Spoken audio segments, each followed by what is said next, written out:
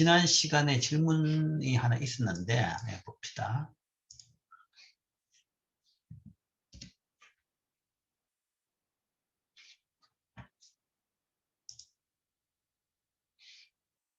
아주 어려운 질문이 하나 있었는데 봅시다.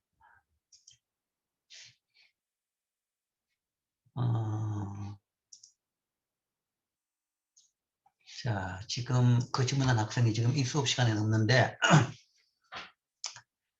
원래 처음으로 경제학을 접하게 되어 이해가 잘 안 되어서 이런 질문을 하게 됩니다. 그러면서 인플레이션이 진행되면 경제가 발전하는 것인가요? 퇴보하는 것인가요? 그리고 인플레이션의 진행 여부에 따라 그 나라의 화폐 가치가 심하게 변동되나요? 수업을 들었지만 이해가 잘 안 되어서 남기게 되었습니다. 하는 건데, 자, 경제적인 문제에 대해서 답을 하기 이전에 이거는 뭐 경제학을 처음에 접해서 이해가 잘 안 되는 것이 아니라 경제학을 전공하는 학생도 이해를 잘 못하는 학생도 많습니다. 경제학자 중에서도 여러 논란이 많은 부분입니다. 그래서 이런 것은 쉽게 한 과목 들어가지고 쉽게 무슨 내용 들어가지고 할 수 있는 게 아니라 경제를 전체적으로 이해를 해야지 답을 할 수 있거나 아니면 이해할 수 있는 문제입니다. 쉬운 문제는 절대 아닙니다. 뭐 중간에 이제 인플레이션 이야기를 잠시 했기 때문에 아마 이런 질문을 하는 것 같고, 그 다음에 그 인플레이션 때문에 지금 인플레이션 우려 때문에 세계적인 금융시장 변동, 그 다음에 뭐 미국 장기 국채 금리 상승, 그 다음에 미국 주가 폭락, 그 다음에 회복 또 폭락, 이런 사태가 발생하니까 여기에 대한 관심인 것 같습니다. 아주 좋은 질문이고 좋은 관심입니다. 자, 문제 첫 번째, 인플레이션이 진행되면 경제가 발전하는 것보다는 퇴보하는 건가요? 하는 건데, 자, 보기 나름인데 장기적으로 봐가지고는 경제학에서 인플레이션은 실물 경제에 영향을 안 준다라고 봅니다. 즉, 인플레이션은 화폐적인 현상일 따름이고 그냥 명목적인 숫자 변화일 따름이다. 쉽게 생각하면 이런 겁니다. 자, 하룻밤 사이에 내일 아침에 돼가지고 모든 물건 가격이 배로 올랐다. 그렇게 되면 사실은 생활에 별 차이는 없습니다. 모든 가격이 배로 올랐다는 것은 내 월급도 배로 오르고 내 재산도 배로 오르고 물건 가격도 다 배로 오릅니다. 물론 물건을 살 때 조금 기분은 나쁘겠죠. 어제보다 배로 올랐네, 비쌌네. 그렇지만 내가 가지고 있는 소득도 배가 됐고 주머니에 있는 돈 가치도 배가 됐고 다 배가 됐다 그러면 사실은 별 차이가 없어. 똑같아요. 그런 게 기본적인 인플레이션에 대한 경제학적인 시각입니다. 그래서 인플레이션이라는 것은 그냥 화폐적인 현상이다. 그리고 인플레이션은 통화량에 따라서 좌우되고 화폐적인 현상이다. 그래서 장기적으로는 별 영향을 안 준다라는 것이 이제 기본적인 시각이고, 그렇지만 이제 단기적으로는 좀 불편을 줍니다. 불편하겠죠. 뭐 계산도 새로 해야 되고 뭐 메뉴도 새로 찍어야 되고 뭐 다 불편한 거 많습니다. 그렇기 때문에 어느 정도 조금 비용은 생기고 불편은 하다. 뭐 그런 정도로 봅니다. 그런 정도로 보고. 그러나 이제 더 심한 것은, 더 문제는 이 늘뛰는 인플레이션. 예측 가능한 인플레이션은 전혀 문제가 없습니다. 없는데, 완전히 인플레이션 레이트가 올랐다가 내렸다가 왔다 갔다 한다면 혼란이 굉장히 심하겠죠. 그런 거는 굉장히 안 좋은 거다라고 봅니다. 그래서 인플레이션 자체로서 큰 문제를 삼지는 않습니다. 그러나 이제 인플레이션이 없는 나라보다는 높은 나라가 별로 안 좋겠죠. 불편이 많으니까요. 뭐 그런 정도의 차이다라고 보는 거죠. 경제가 퇴보한다 뭐 그런 정도까지 볼 필요는 없습니다. 보통 이제 가장 바람직한 정도가 어느 정도냐 그러면 그 나라 경제 성장률 플러스 1% 정도 인플레이션 레이트. 그러면 그게 가장 적절한 정도 인플레이션으로 봅니다. 뭐 미국 같은 경우에는 뭐 경제 성장률이 1%밖에 안 되기 때문에 한 2% 정도.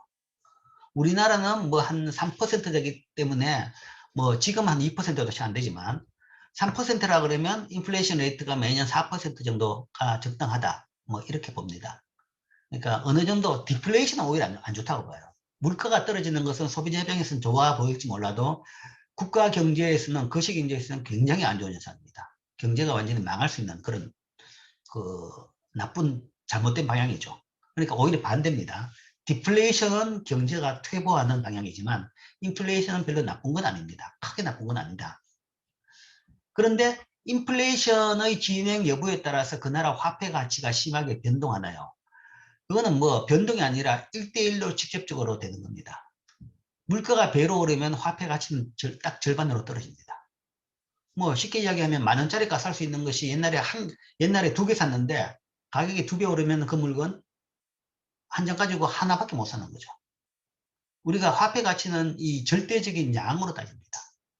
그렇기 때문에 인플레이션하고 화폐 가치는 정확하게 반비를 하게 되는 거죠. 그것이 하나의 문제일 따름이죠. 하나의 문제고, 뭐, 좀 불편함이고, 그런 것이 있는데, 뭐, 그런 거 이외에, 그 다음에 뭐, 실물 경제에는 뭐, 그렇게 영향을 주지 않는다라는 거죠.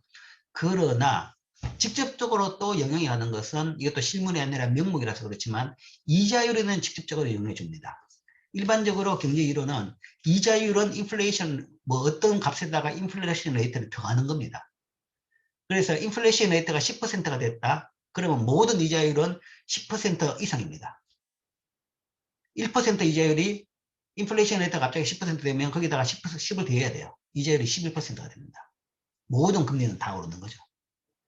그래서 지금 저 야단을 치고 있는 겁니다. 저 야단. 세계적으로 세계 금융시장이 저 야단을 치고 있는 거죠. 그게 이제 장기금리부터 시작되는 거죠. 물론 이제 이 현재 시각은 실제 통화량이 엄청나게 늘어났기 때문에 인플레이션이 될 것이다 라는 기대가 있지만 될 것이냐 안 될 것이냐 그건 몰라요. 보는 것이 엄청나게 늘은 통화량을 다시 환수한다 그러면 원위치입니다. 그래서 인플레이션 안 될 수도 있습니다. 그런데 늘어난 돈을 코로나 사태가 끝나고 나가지고 회수를 안 한다 그러면 그 돈은 그냥 인플레이션으로 넘어갑니다.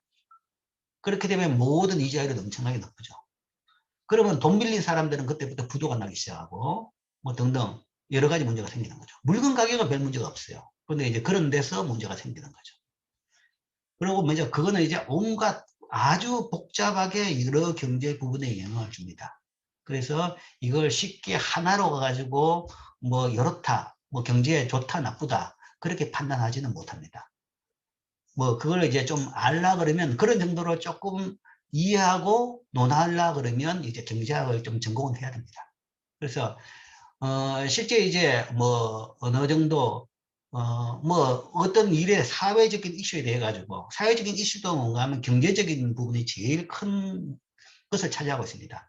거기에 대해 가지고 어느 정도 지식을 가지고 뭔가 결정할 수 있으려 그러면 경제학은 꼭 뭐 부전공이나 복수전공으로라도 꼭 하라고 권합니다. 그래야지 뭐 중요한 뭔가 하면 의미 있는 판단을 할 수 있습니다. 의미 있는 그 부분에 대해서 이해를 하고 판단을 할 수 있는 거죠. 뭐 그렇게 뭐 물론 이제 아주 깊이 있게 하면 좋지만 요즘에는 이제 복수 전공을 쉽게 하도록 만들어 놓은 거죠. 그렇기 때문에 일단 뭐 물론 이제 복수 전공을 하고 뭐 경제학 주전공을 했다 그래도 그 몇 과목 들어가지고 경제학에 대해서 도가 통하진 않죠. 하는데 일단 굉장히 어렵기 때문에 처음에 좀 어렵더라도 좀 배워놓으면 그 다음부터 필요할 경우에는 필요한 책을 찾아가지고 그 내용을 갈 수 있는 그런 길잡이를 할 수 있는 정도까지는 되는 거죠.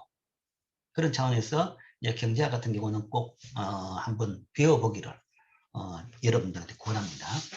뭐 그런 내용을 지금 현재 뭐 조금 가르치고 있죠. 그 외 질문 없으면 뭐 수업 중간이라도 언제든지 질문을 환영합니다. 자, 국가별 GDP 비교. 일단 이걸 먼저 봅시다. 1인당 PPP를 보기 전에 일단 요 부분을 일단 배웠습니다. GDP. GDP라는 것은 쉽게 이야기하면 소위 국력의 지표다라는 거죠. 국력을 볼 때 인구로 볼 수도 있고 땅덩어리 면적으로 볼 수 있고 아니면 군사력으로도 볼 수 있습니다. 뭐 기술 수준으로도 볼 수 있고 뭐 여러 가지 차원에서 볼 수 있죠.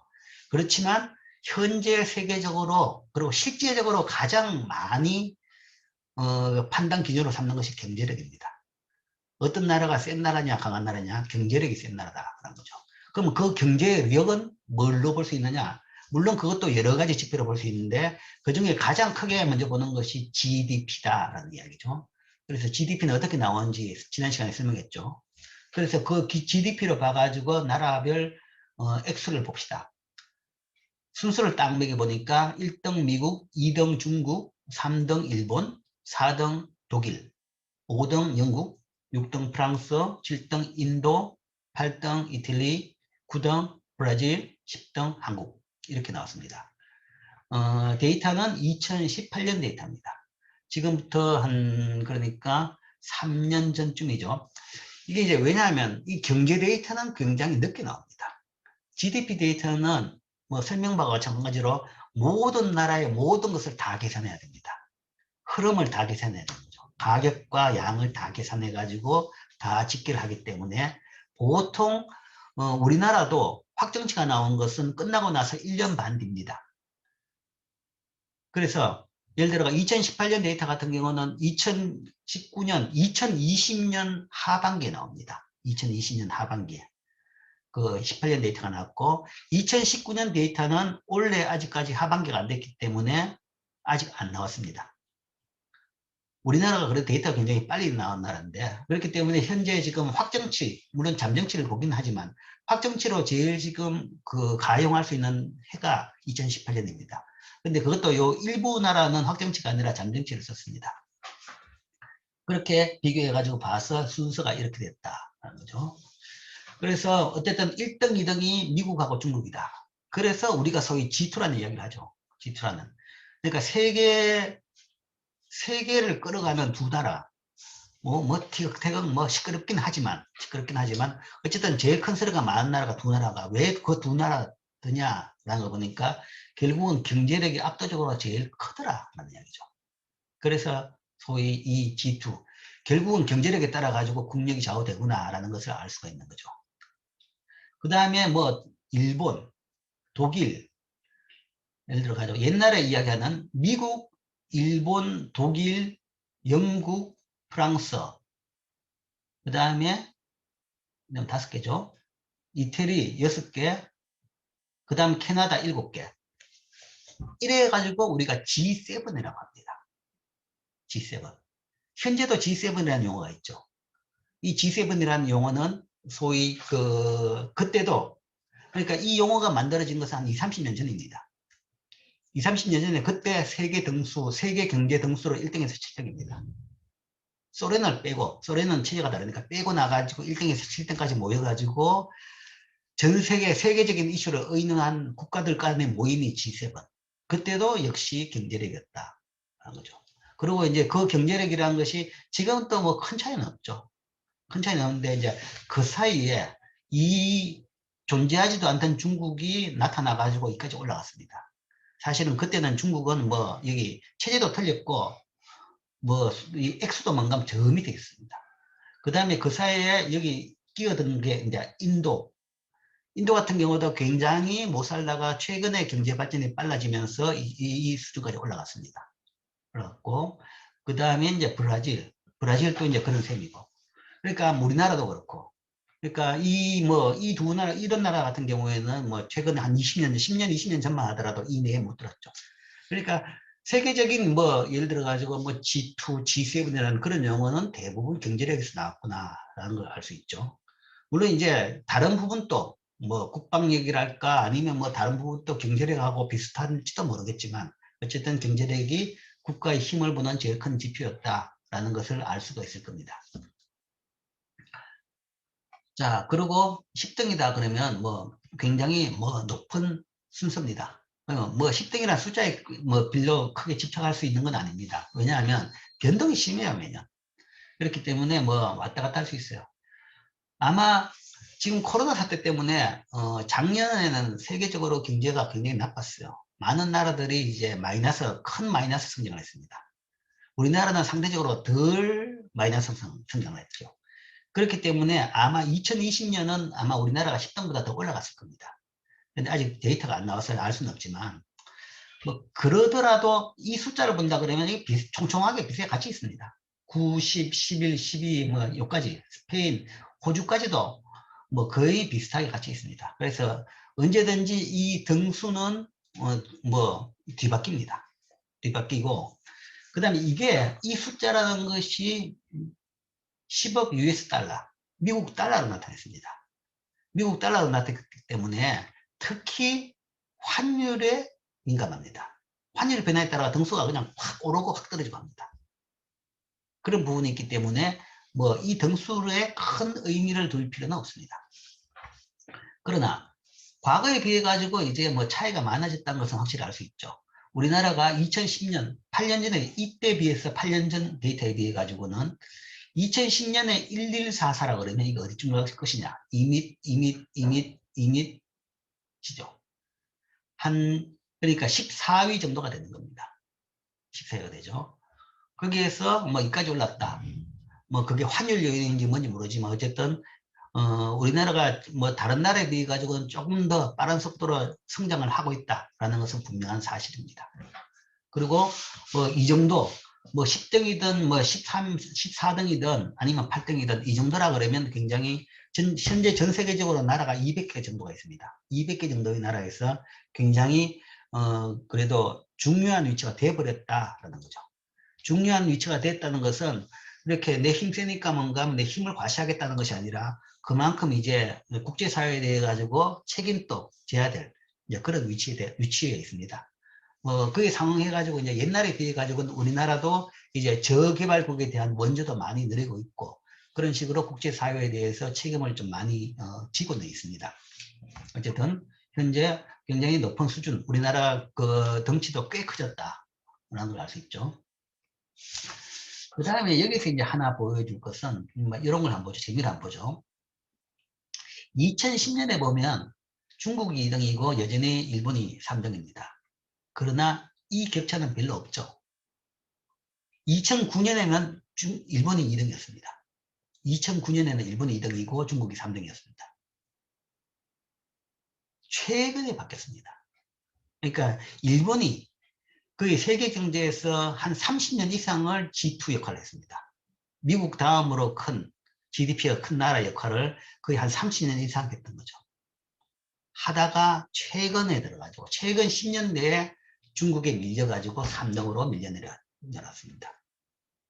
그러니까 일본이 사실 뭐 경제력으로 봐가지고는 굉장히 큰 나라였다라는 것을 지금 알 수 있는 거죠. 뭐 이때만 하더라도 일본이 57이고 우리나라가 1144다. 그러면 경제 덩치로 봐가지고 일본이 우리나라의 5배입니다. 5배나 되죠. 뭐 2000년이라 그러면 훨씬 한 7개, 8배 됩니다. 그런 식으로 이제 격차가 굉장히 컸습니다. 그런데 어찌 됐는지 지금 우리나라는 1720인데 일본은 더 줄어들어가지고 497입니다. 이제 배에 조금 더 됩니다. 2.5배 정도밖에 안 되죠. 그러니까 8년 만에 5배가 되는 나라가 2.5배로 확 줄었습니다.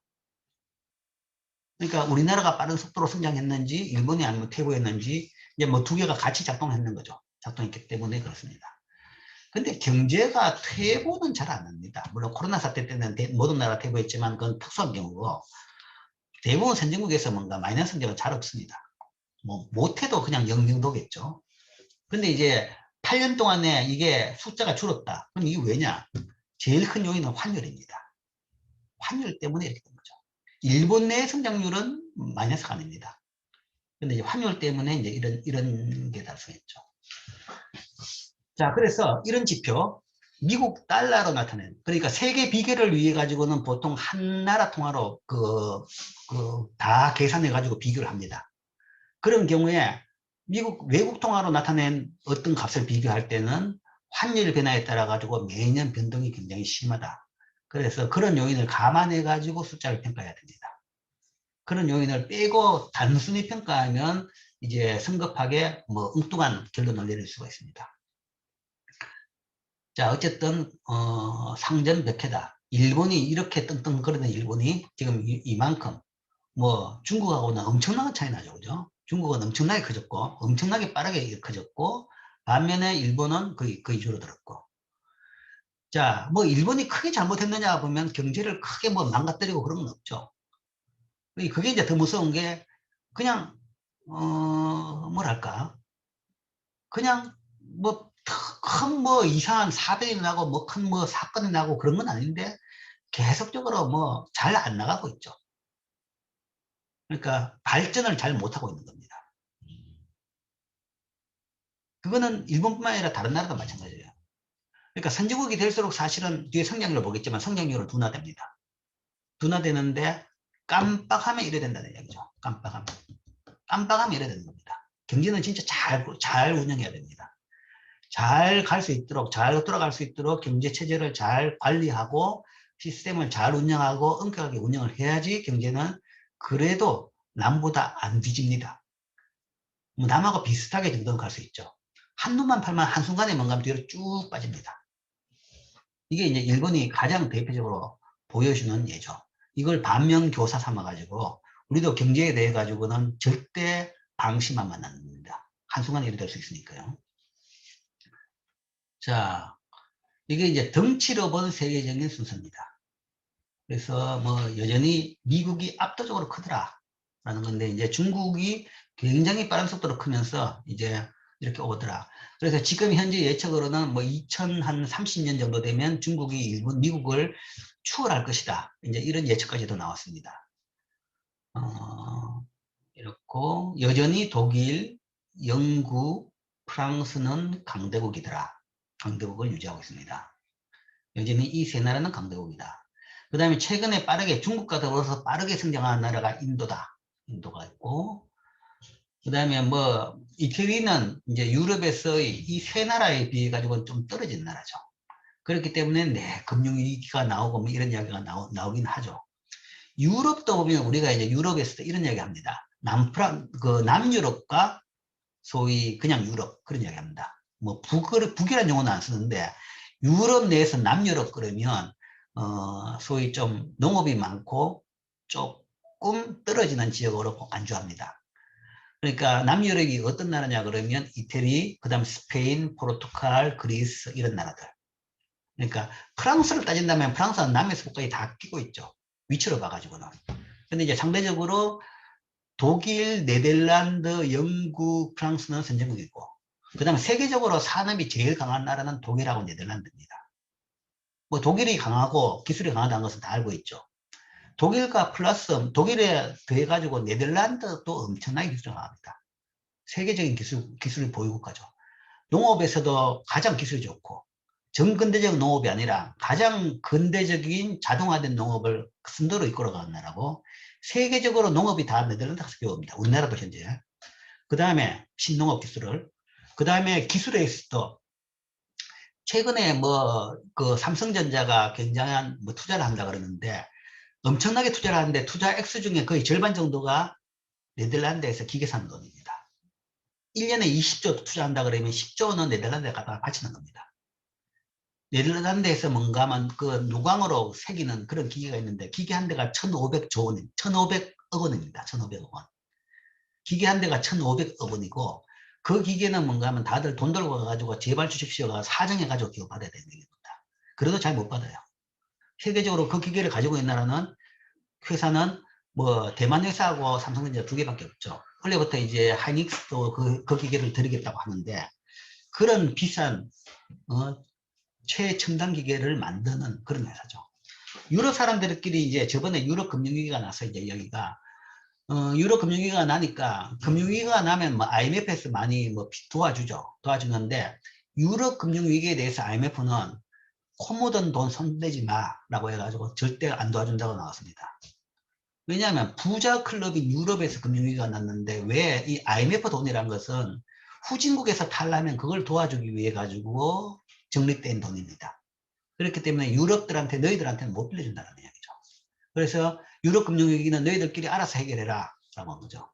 그래서 이제 유럽 내에서 중앙은행들하고 나라들이 각출을 해가지고 금융위기가 난 나라한테 돈을 빌려줘 가지고 그 문제를 뭐 어쨌든 해결을 했습니다. 해결하고 지금은 이제 좀 해결된 상태죠. 그래서 누가 빌려주느냐? 돈 제일 많은 나라 순서로 독일이 다 대부분 빌려줬죠. 독일, 프랑스, 네덜란드 이런 나라죠. 그래서 유럽 사람들은 독일, 네덜란드 사람들이 열심히 일해가지고 저 남유럽 햇빛 짱짱 비치고 아주 띵까띵까 잘 노는 그리스나 이태리 사람들한테 다 우리가 일한 거 가지고 그 사람들 노는데 돈을 다 쏟아붓는다 라고 반대를 많이 했죠. 그러니까 독일이나 네덜란드 사람들은 진짜 뭐 잘 먹지도 않고 그 진짜 건전하게 그 다음에 성실하게 꾸덕지같이 삽니다. 살아가지고 그렇게 기술적 발전시키고 경제를 성장시키는데 반면 이 남프랑스는 상당히 낙천적인 국민성을 가지고 있죠.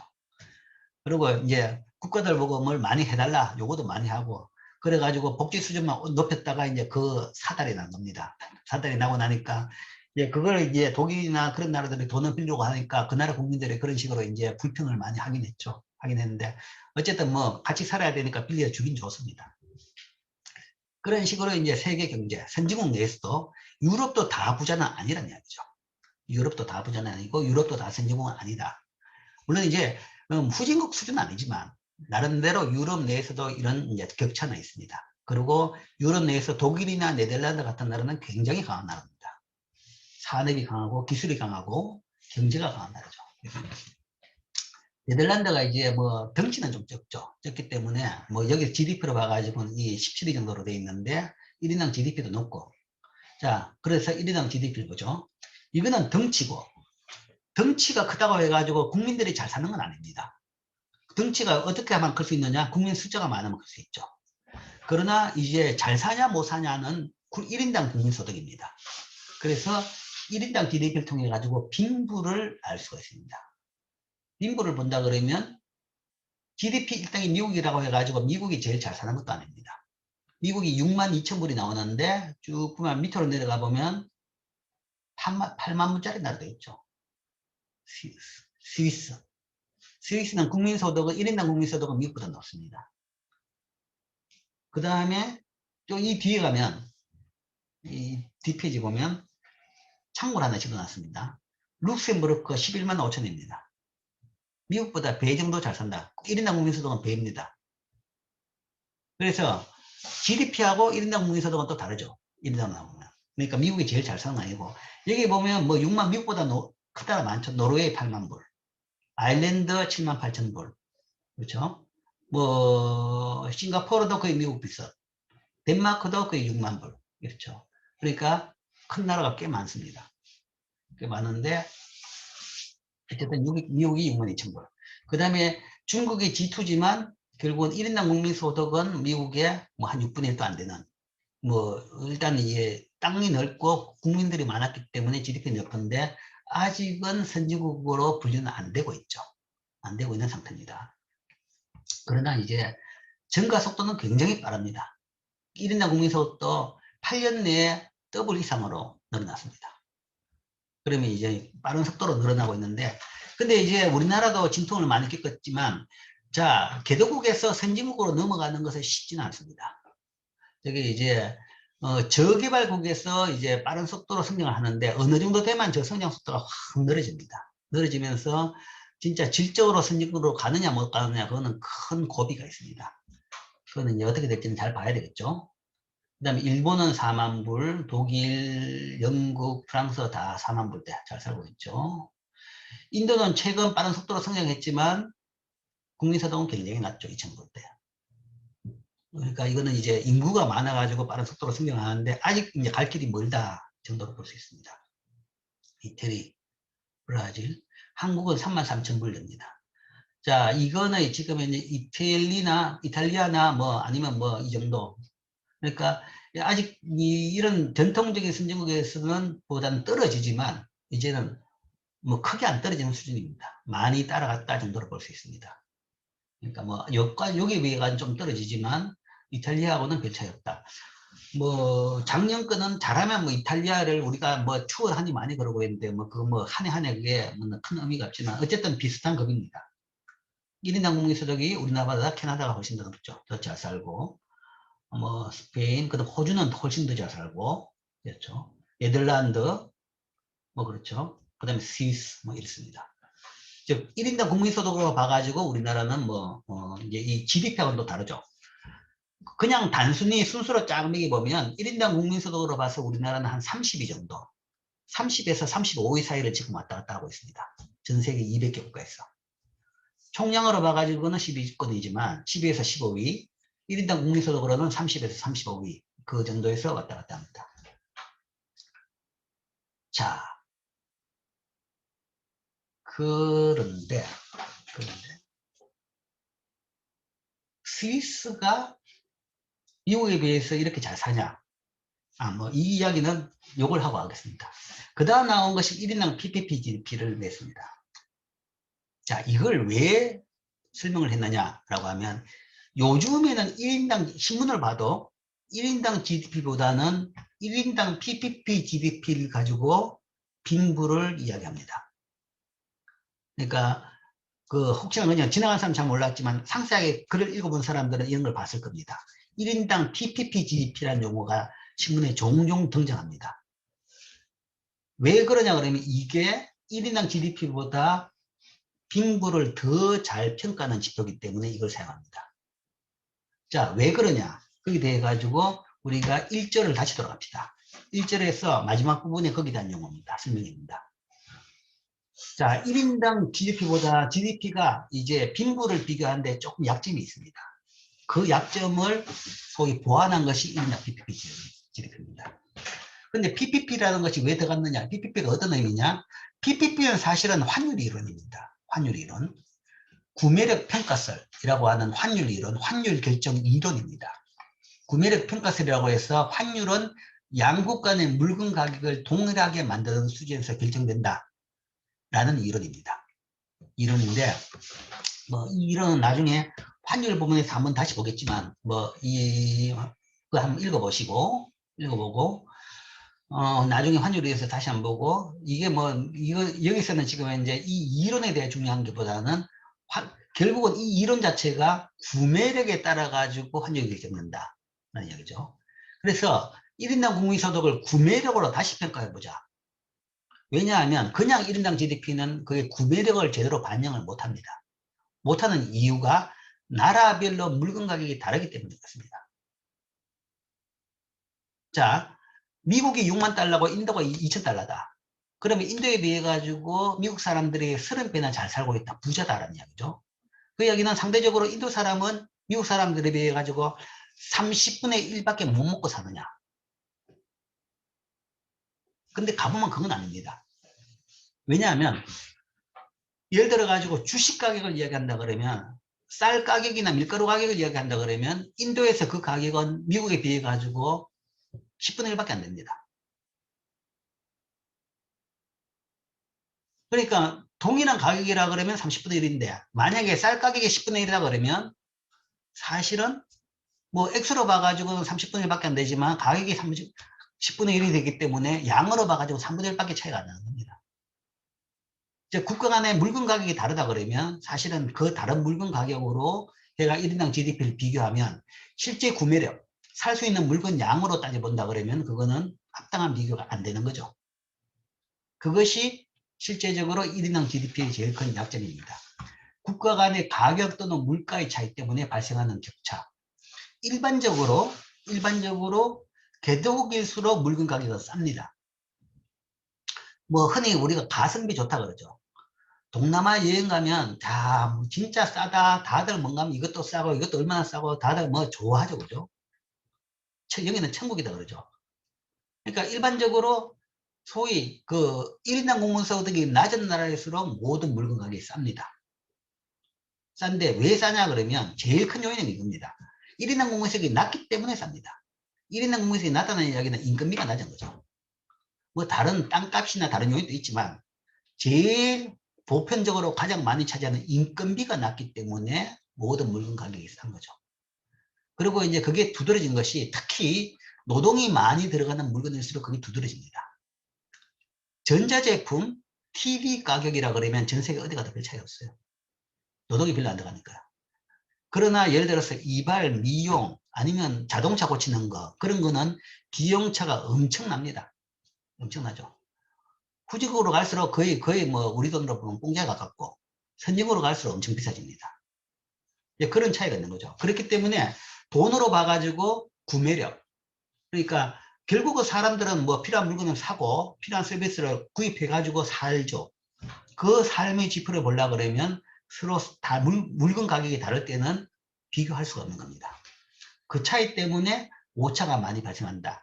그래서 일반적으로 개도국의 예를 들어 아까 인도 예를 들었지만 2,000불 정도라 그러면 그거는 미국에 대해가 30분의 1 정도의 사람들의 생활 수준은 절대 아니라는 얘기죠. 인도에서는 다 모든 물건 가격이 싸기 때문에 뭐 많이 잡아둬야 뭐 미국의 10분의 1, 5분의 1 정도지. 인도 가서 살아봐도 아무 별 문제 없이 잘 살아요. 또. 뭐 중국도 마찬가지입니다. 그 이유는 1인당 국민소득이 낮은 나라는 물건 가격이 더 싸기 때문에. 그렇다 그러면 그것까지 싼 물건 가격에 따른 그 격차마저도 보정해가지고 국민의 소득을 비교해보자. 빈부를 보자. 라는 거죠. 실제적으로 구매력을 동일하게 동일한 물건 살 수 있는, 개수를 살 수 있는 걸로 비교를 해보자. 라는 걸로서 만든 것이 1인당 PPP GDP입니다. 자, 이건 어떻게 했냐고 하면 GDP를 계산할 때 일반적으로 GDP는 우리가 지난 시간에 설명한 그 국민경제순환 모형에서 모든 물건 양에다가 가격을 곱해가지고 다 합계를 했는 거죠. 그래서 그 나라 GDP를 계산하고, 그 다음에 그 GDP에다가 뭔가 환율을 곱해가지고 달러 나타냈는데, 이거는 그렇게 하는 것이 아니라 그 GDP를 집계할 때 자국의 가격이 아니라 한 나라 기준국의 가격을 쓰는 거죠. 전 세계 동일하게 한 나라를 딱 정해가지고 그 나라 가격으로 모든 나라의 GDP를 다시 계산해 봅니다. 그러니까 생산량은 그 나라가 딱 있는데 옛날에는 GDP 계산할 때 자국 가격을 이야기했는데 자국 시장 가격이 아니라 이제는 기준이 되는 나라의 가격으로 다 계산합니다. 그래서 뭐 그런데 일반적으로 기준국가로 보통 미국을 사용합니다. 세계 교구에서 미국의 가격으로 모든 나라의 GDP를 다시 계산하죠. 계산한 뒤에 그러면 PPP로 나타나는 GDP가 나오고 거기다가 뭔가 하면 인구로 나눠버리면 소위 1인당 PPP GDP가 나옵니다. 그리고 당연히 이거는 미국 달러 가격으로 모든 물건 가격을 넣었기 때문에 다시 또 환율을 곱할 필요가 없죠. 그냥 달러로 1인당 PPP GDP가 나옵니다. 그러면 이 PPP GDP는 구입할 수 있는 상품이 양으로 평가된 구매력의 지표입니다. 그러니까 얼마나 살 수 있느냐, 그 양의 개수가 되는 거죠. 그렇다 그러면 그게 이제 진정 비교할 수 있는 지표가 되는 거죠. 그러니까 양국 간의 가격 차이 때문에 발생하는 왜곡을 없앨 수 있는 거죠. 그래서 1인당 GDP에 비해 가지고 1인당 PPP GDP가 국가 간 생활 수준 또는 실제 소득 수준을 더 잘 비교할 수 있는 지표로 평가되고 있습니다. 그래서 요즘에는 대부분 국가 빈부를 이야기할 때는 1인당 GDP가 아니라 1인당 PPP GDP 그 지표를 가지고 이야기합니다. 그리고 그걸로 해가지고 이걸로 이제 환산해가지고 보면 두 개를 비교해보면 두드러진 것이 가격 또는 물가가 낮은 나라, 일반적으로 저개발국, 1인당 국민소득이 낮은 나라죠. 의 GDP는 훨씬 더 높아집니다. 높아지는 거죠. 그러니까 1인당 GDP 숫자 격차만큼 못 사는 나라가 못 사는 건 아니다. 라는 거죠. 여기서 이제 그 가격을 반영하면 그 격차는 많이 줄어듭니다. 그게 여기서도 이제 확인할 수 있습니다. 아까 제일 대표로 1인당 국민소득이 제일 낮기 때문에 내가 비교를 들었는데 일단 미국 가격을 했기 때문에 미국은 이 1인당 GDP나 아니면 1인당 PPP GDP는 동일합니다. 작년에 이거 계산할 때도 자국 가격으로 했는 것이고 이거 계산할 때도 자국 물건 가격으로 계산했기 때문에 차이가 없겠죠. 그러나 이제 다른 나라는 다 계산이 달라집니다. 중국 같은 경우에는 중국 자국 가격으로 하면 1인당 GDP가 10,000불이 안 됐는데 미국 달러 가격으로 해보니까 18,000불이 되더라. 배가 오르는 거죠. 그러니까 다른 말로 본다 그러면 중국의 물가가 미국에 비해서 평균적으로 절반이라 생각하면 됩니다. 절반이기 때문에 실제적으로 1인당 PPP, 1인당 GDP에서 살 수 있는 물건보다 뭔가 하면 배를 살 수 있는 겁니다. 평균적으로 배를 살 수 있는 거죠. 그래서 구매력으로 봐가지고는 9,000불이 아니라 18,000불 배로 오르는 거죠. 그 이야기는 미국과 중국의 격차가 이만큼 차는 아니라는 이야기입니다. 6배, 7배 정도는 아니라 이걸로 본다 그러면 한 3배, 4배 정도? 서너 배 정도 차이로 줄어드는 거죠. 더 큰 차이는 후진국으로 갈수록 심합니다. 인도는 뭐라고요? 이렇게 봐가 2,000불이었는데 미국 달러로 계산해 보니까 거의 8,000불, 4배 정도로 오릅니다. 중국은 배로 올랐는데 이건 4배로 오른 거죠. 그러니까 이걸로 봐가지고는 미국에 비해서 30분의 1밖에 안 되는데 이걸로만 미국에 비해 가지고 거의 한 8분의 1 정도로 격차가 죽는 겁니다. 그러니까 일반적인 1인당 GDP는 그런 식으로 국가 간의 가격차 때문에 개도국이 굉장히 낮게 평가됩니다. 낮게 평가되는데 그걸 이제 PPP를 하게 되면 그 격차가 해소됨으로써 좀 더 객관적으로 국가 간의 GDP를 비교할 수 있는 지표가 될 수 있는 거죠. 자, 그러면 우리나라는 어떻게 되느냐? 33,000불이었는데 이게 PPP로 오면 43,000불로 올라갑니다. 그 이야기는 예를 들어서 우리나라의 물가가 미국보다는 싸다는 이야기입니다. 지금. 평균적으로 물가가 싸기 때문에 더 비싼 미국 물건 가격으로 보면 GDP가 올라가죠.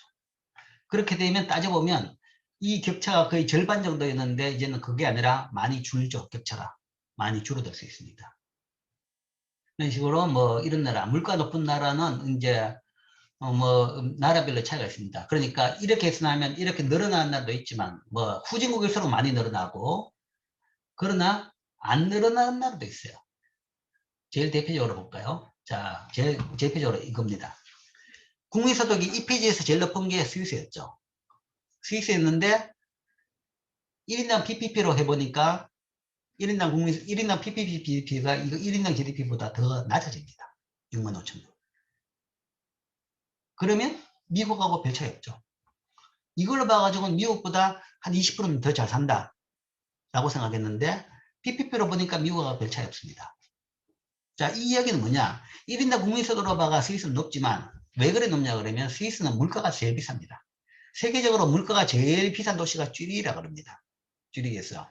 쥐리히에서는 뭔가 하면 뭐 설렁탕 한 그릇이 뭐 우리 돈으로 뭔가 하면 한 3만 원 정도 한다. 뭐 그런 정도 합니다. 그런 식으로 엄청나게 물가가 비싼 나라죠. 그래서 실제적으로 구매력을 봐가지고는 스위스도 미국하고 별 차이 없는 수준이다. 자, 뭐 그런 정도. 그게 이제 PPP GDP의 이제 의미를 하나 알 수 있고, 그 다음 이걸 봐가지고는 이제 또 한 그 과거에 대한 우리 평가를 하나 볼 수 있습니다. 자, 일본이 왜 이래 최근에 이렇게 쇠락했느냐. 57에서 497이 떨어졌다. 뭐 환율 요인이다. 라는 거죠. 환율 요인이라 그러면 그 환율이 도대체 과거가 이때가 고평가냐, 이때가 저평가냐, 이제 이런 문제입니다. 어떤 때가 맞냐, 라는 거죠. 그 판단하는 것의 기준 자체가 하나 이걸로 볼 수가 있습니다. 자, 이때는 2010년에는 1인당 GDP가 44,000원이었는데 PPP를 해보니까 35,000원 줄죠. 이 이야기는 이때는 일본이 그러니까 미국하고 GDP 차이가 없었죠. 1인당 GDP가 미국하고 비슷하게 산다라고 했는데 PPP를 해보니까 미국보다는 못 살더라. 그 이야기는 이때는 일본의 물가가 미국보다 많이 비쌌다는 이야기죠. 끼리 이야기를 했지만 세계적으로 뭐 2000년대 초반까지 뭐 2010년 정도까지 2010년 10년 정도까지는 세계적으로 물가가 제일 비싼 도시 중에 하나가 동경이었습니다. 동경이었죠. 동경이 엄청나게 비쌌습니다. 모든 게 비쌌죠. 그래서 이렇게 GDP가 높게 나타난 거고 구매력을 봐가지고 이렇게 떨어진 겁니다. 이렇게 떨어졌는데 지금은 그럼 어떻게 되느냐? 지금은 이제 완전히 뒤바뀌어졌는데 39,000불인데 이거를 PPP로 해보니까 44,000불. 그 이야기는 이제는 일본 물가가 미국보다 훨씬 더 싸다는 이야기입니다. 싸졌죠. 그래서 지금 최근에는 뭐 이 양국 간의 사태가 일어나기 전에는 한국 사람들이 엄청나게 일본으로 여행을 많이 갔죠. 안 비싼 겁니다. 오히려 요즘 이야기는 일본이 더 싸다는 이야기입니다. 그게 이제 한 큐에 바뀔 수 있는 것은 환율이 바뀌어버리면 한 번에 바뀌어버립니다. 환율이. 모든 물건 가격이 줄여갈 필요가 없어요. 예나 가치가 뭔가 하면 확 떨어져 버리면 한꺼번에 물건 가격이 다 바뀌는 거죠. 소위 아베노믹스가 이제 그거죠. 그러니까 1엔당, 그러니까 그 80엔당 1달러 되는 환율이 120엔당 1달러로 거의 바꾼 겁니다. 지금 다시 조금 떨어졌지만 그것은 외국 사람 입장에서는 그렇다고 해가지고 일본에 살고 있는 일본 사람 입장으로서는 가격 변화가 전혀 없죠. 그냥 물건 가격이 그대로입니다. 아무 차이 없습니다. 그러나 일본으로 여행 가는 사람 입장으로 봐가지고는 모든 여행 경비가 거의 뭐 절반이 되어버리는 거죠. 그래서 이제는 일본이 훨씬 더 싸다. 지금은 그런 이야기 합니다. 그 세계적으로 물가 비싼 동경, 요즘에는 동경보다는 서울의 물가가 훨씬 더 비싸다고 합니다. 그렇게 바뀐 거죠. 그렇게 바뀜으로써 이제는 이게 이렇게 됐다는 거죠. 그 이야기는 사실 일대 일본이 뭐 G2 굉장히 높았는데 이 부분은 또 환율이 굉장히 고평가돼 가지고 그런 부분이 좀 있다는 것이고, 지금 이거는 이제 환율이 이 정도 물가 차이를 본다 그러면 굉장히 또 과하게 저평가된 거 아니냐, 뭐 이런 평가도 나옵니다. 그러니까 너무 이게 문제가 되니까 반대쪽으로 정책을 확 해가지고 예나 가치를 굉장히 낮췄죠. 이제 그게 이제 목적이 있죠. 그걸 통해 가지고 수출 경쟁력을 확보하고 그 다음에 기업을 유치해 가지고 일자리를 많이 만들겠다라는 목적이죠. 그러니까 그냥 통화 가치가 높아 가지고 좋다, 외국 여행 가서 좋다, 이제 그것보다는 이제 국내 일자리가 더 중요한 것이다라는 것을 이제 깨달은 거죠. 그렇기 때문에 이제 그런 정책을 했는 겁니다. 그래서 그런 요인 때문에 이런 변화가 심하다는 것은 이 그냥 단순히 달러로 나타나는 이 값을 봐가지고는 뭐 국가 간의 물가 차이 그런 요인도 있기 때문에 이런 뭐 등수에 집착하기에는 조금 무리가 많다 정도로 볼 수 있어요. 이때의 일본 수준은 달러가 지나치게 일본 엔화 가치가 지나치게 높게 평가됐기 때문에 이렇게 경제가 높은 수준으로 보였고 지금은 이제 이렇게 떨어진 것은 또 지나치게 낮게 평가됐기 때문에 좀 과하게 낮게 그 엔화가 낮게 평가됐기 때문에 이 값도 낮게 평가되고 있다라는 정도로 알 수 있죠. 뭐 그런 정도로 볼 수 있습니다. 이게 하나예요. 그러니까 환율이 큰 영향을 미친다. 그 다음에 이제 상대 소득으로 봐가지고 뭐 이래 본다 그러면 여전히 뭐 여기서 보면 쉽게 이제 눈에 보기 위해서 미국을 100으로 했을 때 상대 수치를 쭉 봤습니다. PPP 1인당 이걸 봐가지고는 뭐 스위스 외에는 그냥 미국이 그냥 압도적이죠. 1등이다. 역시 뭐 덩치도 크고 잘 산다라는 걸 알 수 있는 거죠. 스위스가 뭐 훨씬 잘 사는 줄 알았는데 뭐 이걸로 뭐 가격 물가를 고려해 보니까 뭐 그것도 별 차이 없더라. 그 다음에 뭐 다음 줄 21등 이후부터도 뭐가 봐서는 그렇습니다. 뭐 몇몇 나라가 좀 다른 차이 나지만 이렇더라. 그죠? 그 외에 이제 뭐 다른 나라들의 쭉 이래 있습니다. 뭐 타이완, 폴란드, 자 여기에서 이제 두드러지게 볼 것은 자 이런 나라죠. 이 중에서 상대소득이 최고 높은 나라가 어디냐? 자 PPP로 본 상대소득 제일 높은 나라가 뭐 물론 이제 룩셈부르크죠. 이게 있고 그 다음이 싱가포르입니다. 그래서 지금 현재 제일 잘 사는 나라가 어디냐? 그러면 사실은 룩셈부르크하고 싱가포르 이 두 나라를 들게 됩니다.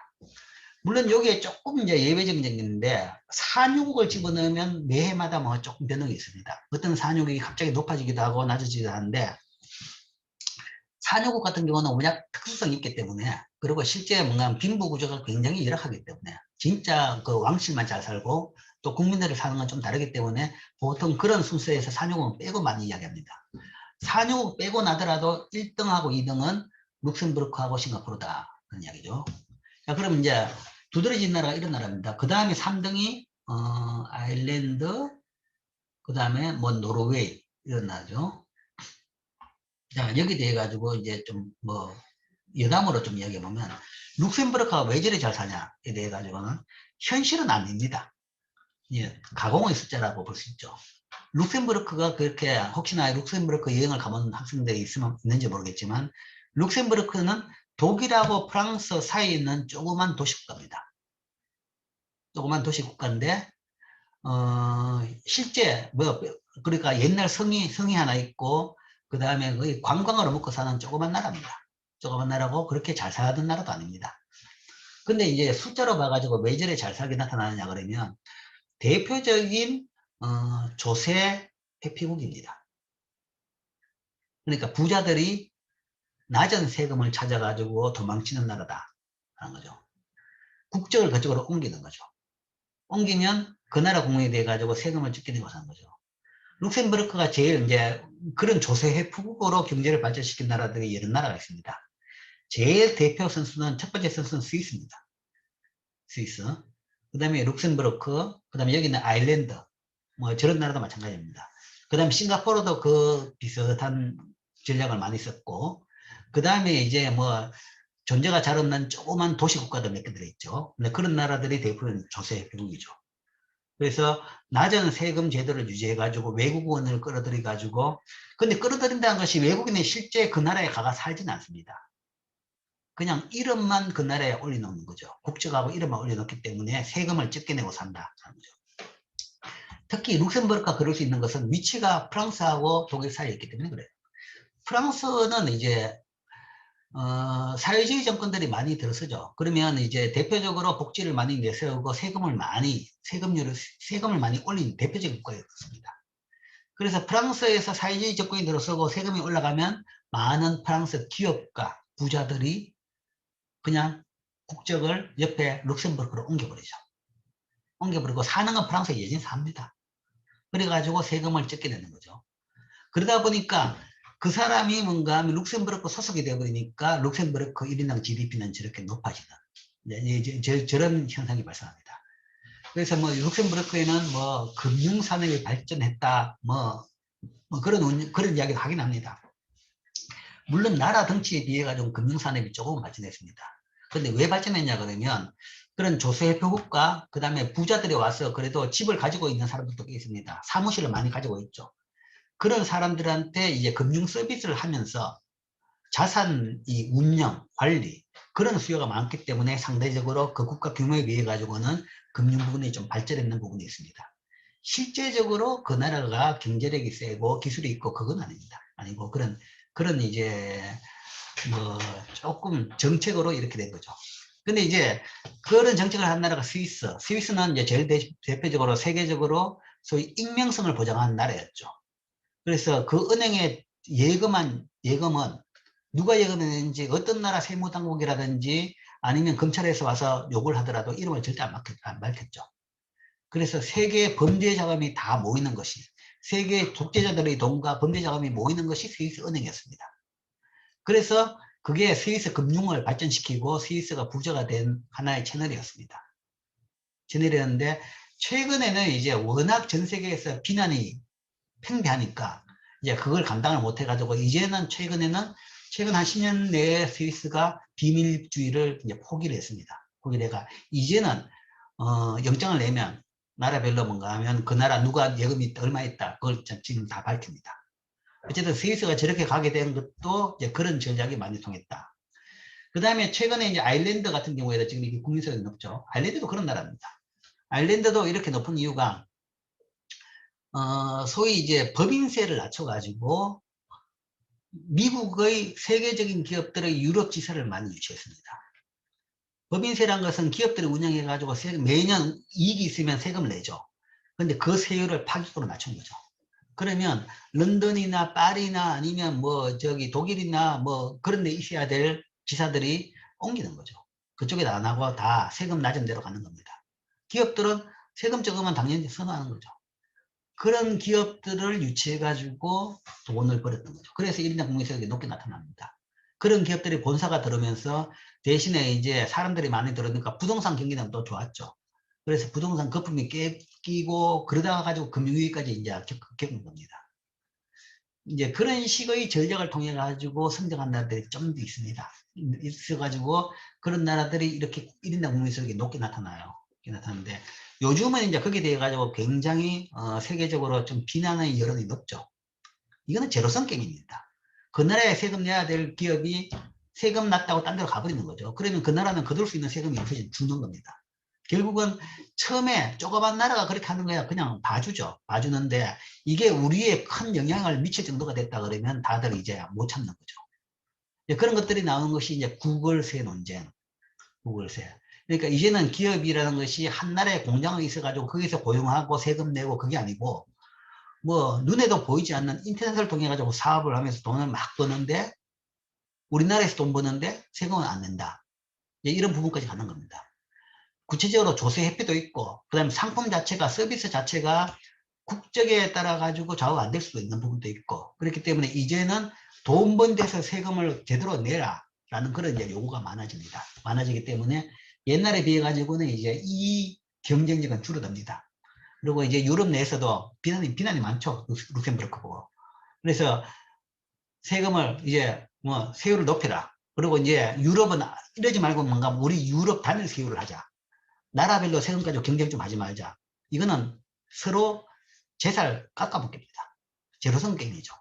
그렇기 때문에 공정 경쟁을 하자라는 이제 논리들이 나오는 거죠. 어쨌든 그런 방법을 통해 가지고 룩셈부르크가 실제 이 숫자로는 이렇게 높게 나오는데 실제적으로 사는 건 그렇게 잘 사지는 못해요. 별 차이 없어요. 뭐 싱가포르도 그런 개념이죠. 싱가포르는 대부분 이제 세계적인 화교 자본의 그 직결지였죠. 그래서 이제 근데 조세배하고 조금 다른 부분이 있어요. 싱가포르는 이제 도시국가지만 그 도시국가의 강점을 이용해가지고 그걸 굉장히 잘 활용해가지고 계획경제, 진짜 독재국가입니다. 이 나라는 이제 한 가족이 지금 거의 뭐 한 60년대 독재를 하고 있는 거의 뭐 독재, 뭐 어떻게 표현하면 독재인 셈이죠.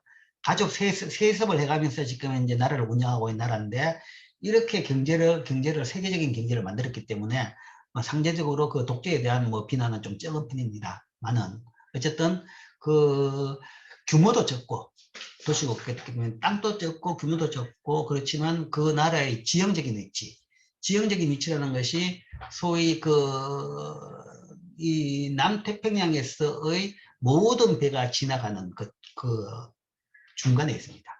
그래서 해상 물류에서 세계적인 가장 중심이죠. 그걸 이용해 가지고 세계적인 항만, 그 다음에 세계적인 물류, 그 다음에 거기에 뭔가 하면 세계적인 뭐 금융 이걸 통합해 가지고 거의 뭐 세계적인 도시가 되어버렸죠. 그래서 1인당 국민소득이 이렇게 높은 나라입니다. 높은 나라인데 그렇기 때문에 이제 이런 부분도 있어요. 그러니까 세계적인 기업들이 아시아 지사들이 아시아 센터가 뭔가 하면 싱가포르에 많이 있습니다. 많이 있기 때문에 이제 굉장히 뭐 그런 것이 GDP를 많이 키운 것도 있고 특히 이제 그런 식으로 파견 나온 외국인들은 임금비가 굉장히 높습니다. 국민소득이 높은 데 비해 가지고 진짜 싱가포르 국민들은 사실은 그것보다는 격차가 많이 나는 뭐 그런 차이는 있습니다. 어쨌든 굉장히 큰 나라다 거죠. 뭐 최근에 다시 언급하지만 우리나라가 이제 경제 발전을 하면서 70년대부터 이제 세계적으로 주목을 받기 시작했습니다. 그때 이제 아시아 4 드래곤스라고 했습니다. 네 마리 용. 해가지고 그때 했는 것이 우리나라, 그 다음에 대만, 홍콩, 싱가포르 이 네 나라를 들었습니다. 이 네 나라를 들었는데 이 네 나라가 여전히 지금 거의 이제 선진국 반열에 올라갔죠. 홍콩 같은 경우에는 뭐 싱가포르 같은 경우는 막 1인당 국민소득도 이렇게 높고 그 완전 선진국으로 분류됩니다. 물론 규모가 적어가지고 뭐 무슨 이야기할 때는 이름이 안 들어가지만 그 도시는 굉장히 잘 살고 선진국입니다. 그 다음에 대만도 보면 대만도 뭐 우리보다 더 잘 사는 나라 이게 우리보다 더 잘 사는 나라 됐습니다. 한때 대만이 중소기업 중심으로 경제 발전을 해가지고 우리보다 많이 쳐져가지고 굉장히 뭐 대만에서 우리나라를 많이 부러워하고 뭐 좀 기분 안 좋아하고 그런 경우는 있었습니다. 그런데 최근에 이제 반도체 부분에서 대만이 강점을 드러내면서 뭐 최근에는 우리가 지금 못 따라갈 정도로 빠르게 성장하고 있는 거죠. 홍콩은 뭐 사실은 싱가포르보다 더 잘 살게 되었다가 지금 정치적인 이슈 때문에 지금 거의 망가지고 가고 있는 거죠. 어쨌든 4 드래곤스 정치적인 홍콩 이외에는 나머지 세 나라가 지금 다 그래도 선진국에 비슷하게 갖는 그 정도 지금 수준이 됐습니다.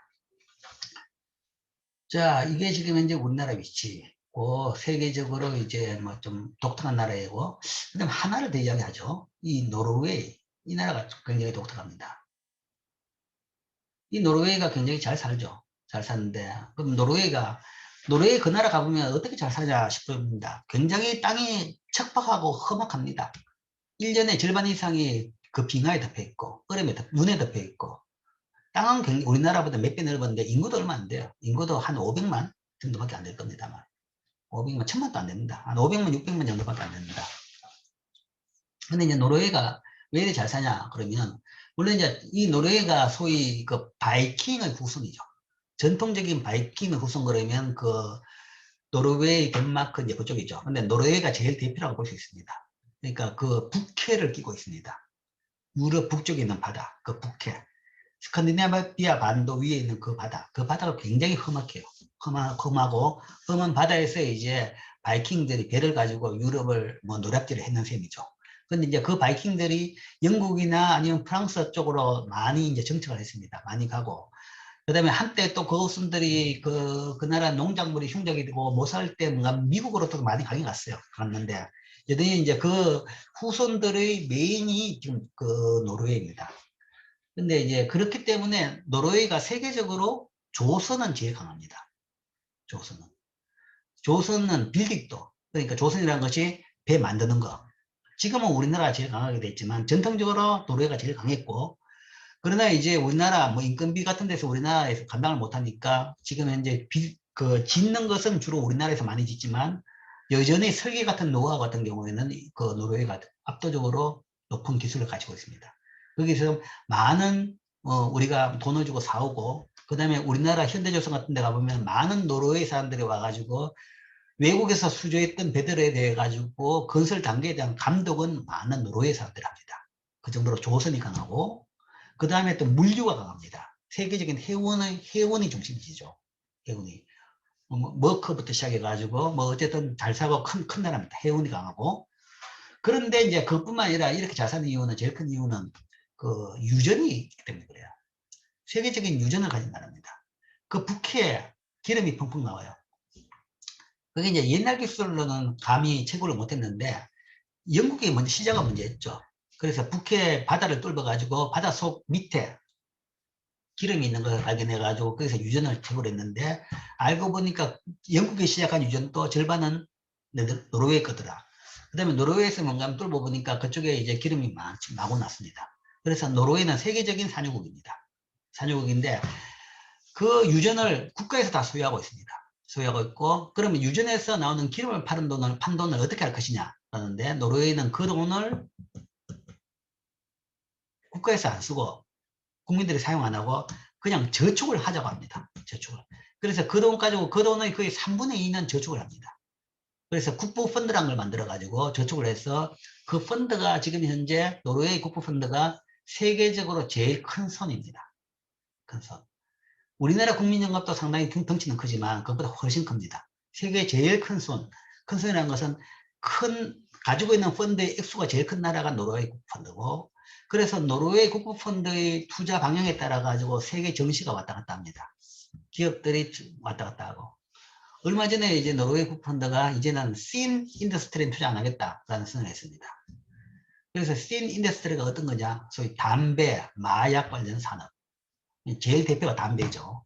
담배 같은 산업에는 투자 안 하겠다. 그래가지고 담배 관련 회사들의 주가가 다 폭락을 했었죠.